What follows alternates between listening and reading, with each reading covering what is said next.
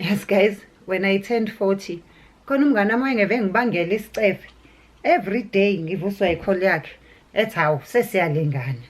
Lapho mina ngishangena nje kwi-4th floor ngithi 40 yena uno-49. Ujabuliswa nje ukuthi sesikuma-40s sonke. Athi hawu sesiyalingana silwane samhlola. Eyitshela nje ukuthi ngempela sesowontanga. Kodwa-ke ngempela futhi sesiwontanga ngoba ama-forms asigrupha ndawonye, so sesithikha ndawonye. Uma kuthiwa kusukuma bakuma-40s sisukuma so-2.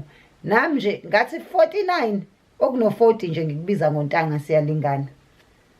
Kuthi angimtheke futhi lowo mngani wami, kodwa hayi ngizomxolela nje ngizomyeka. Kodwa wayengeve nesicefe weJehova ethi nje hawu sesiyalingana, zikuma-40s sonke.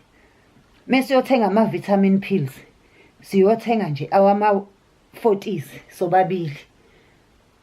Sesiwontanga sesiyalingana. So wena-ke if mhlawumbe uno-20, do you feel the same age as umngane wakho ono-29? If uno-30, do you feel the same age as umngane wakho ono-39? If uno-40, do you feel the same age as umngane wakho ono-49? Njalo njalo.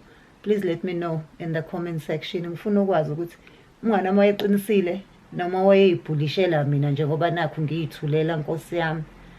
Phela mina kuyayidlalelwa nje ngami ngoba phela angikwazi ukukhuluma ngiyayithulela. Kahle kahle negama lami kwakufake ngibe uthuleleni.